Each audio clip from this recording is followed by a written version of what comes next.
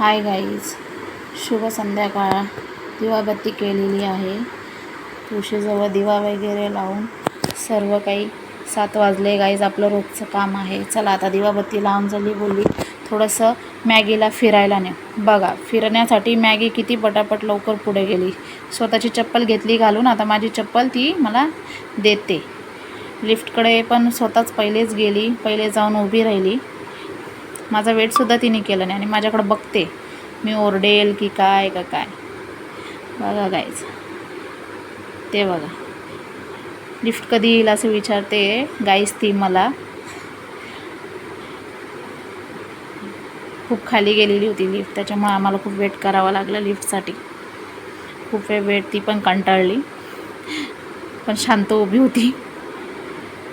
ती अशी उभी राहत नाही, पण बऱ्यापैकी ती शांत उभी होती गाईज. चला, लिफ्ट आलेली आहे, लिफ्टमध्ये जाऊ. बघा कशी शांत उभी आहे, दिसलं ते बघा. नाही बोलते, तिला बोलली हाय कर हाय कर, नाही नाही.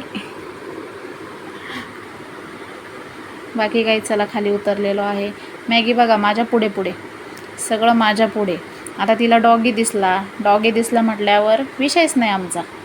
तिच्या पप्पाला आणि तिला डॉगी कॅट्स खूप आवडतात, पण काय करणार, जरा यांच्यापासून लांब ठेवावं लागतं. भीती पण वाटते.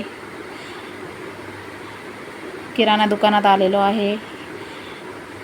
काय नाही, तिला थोडंसं सामान घ्यायचं होतं, पण ती जरासं जिद्दीपणा करायला लागली. मला जे सामान लागत होतं ते तर घेतलं गाईस, पण काय मॅगी ऐकते का? भूक लागली बोलते. बघा, चॉकलेटची भूक लागली हिला. हे सर्व सामान घेतले, तिला बोलली ते नको बोलते, मला तेच द्या. तुमची बाळं पण अशीच जिद्दीपणा करतात का गाईज? कमेंट्स करा. ते बघा, तेव्हा तेच दे. लॉलीपॉप पाहिजे होता, पण ते खूप दिवसाचं ठेवलेलं होतं त्याने, त्यामुळे मी काय ते घेतलं नाही तिला. तिच्या हातामध्ये दुसरे चॉकलेट दिले आणि आम्ही निघालो जायला. हे बघा गाईज, आता थोडं बाहेर आलो आहे. अर्ध्या रस्त्यातच आम्हाला भेटलेत हे. ह्या माझ्याने ॲक्च्युली ह्या मॅगीच्या फॅन आहे बोललं तरी चालेल. ही मॅगीची दीदी तन्नू, ते बघा तुम्हाला हाय करत आहे. तेव्हा तिला बघून ती पण हाय करते. खूप मजा त्यांची. ते चायनीज बोलतात ना, ते खातात. चायनीज भेळ वगैरे ते सर्व खायला ते आल्या होत्या. मला बोलतात दीदी तू पण चल. मी बोलली पण मला नको, तुम्हीच खा. मग त्या लोकांनी पार्सलच घेतलं. तिथं खूप सारे कुत्रे होते, खूप डॉगीज होते. आम्हाला खूप भीती वाटत होती. आम्ही खूप सांभाळून चालत होतो, पण फक्त मॅगी घाबरत नव्हती.